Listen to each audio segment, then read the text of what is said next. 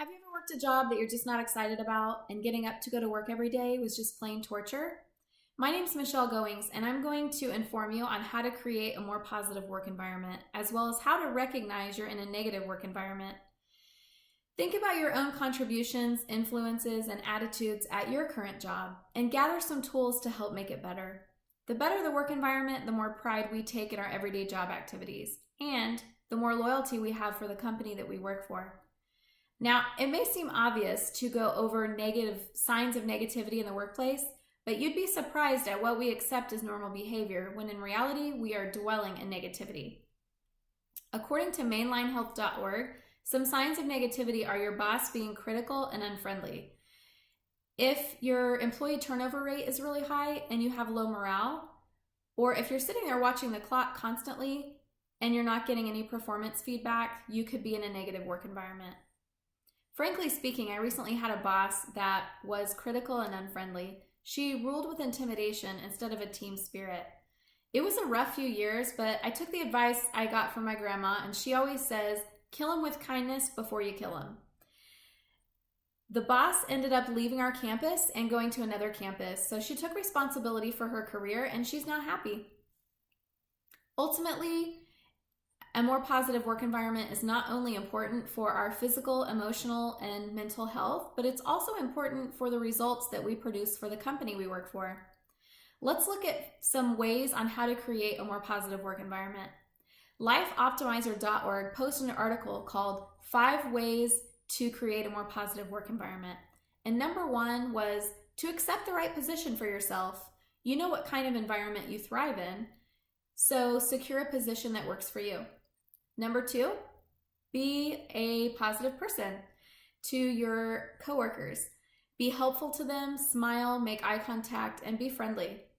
Number 3, which is my personal favorite, take responsibility. We are responsible for creating an environment in which we learn and grow. If you don't like the direction of your career, it's a good idea to change it. Number 4, communicate with your manager. Don't wait for them to come to you. Ensure that you are meeting their expectations as well as your performance goals. Number 5 is to be social. Celebrate birthdays, cultivate working friendships by hosting sporting events, potlucks, and game nights.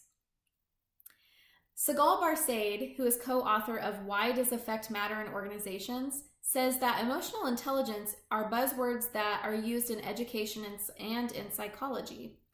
Business schools are teaching emotional intelligence to executives, and those executives are managing the emotions of their employees.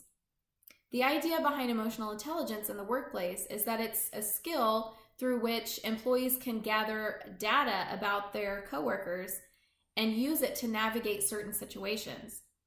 For example, let's say a sales manager has come up with an amazing idea on how to increase corporate revenue by 200%. That's pretty significant. But he knows his boss tends to be irritable and short-tempered in the mornings. Knowing that information and using his emotional intelligence, he is going to curb his enthusiasm and own his own excitement and wait until the afternoon to present that to his boss. Barsaid says research suggests that positive people tend to do better at the workplace, and not just because they are liked more than naysayers. Positive people cognitively process more efficiently and more appropriately.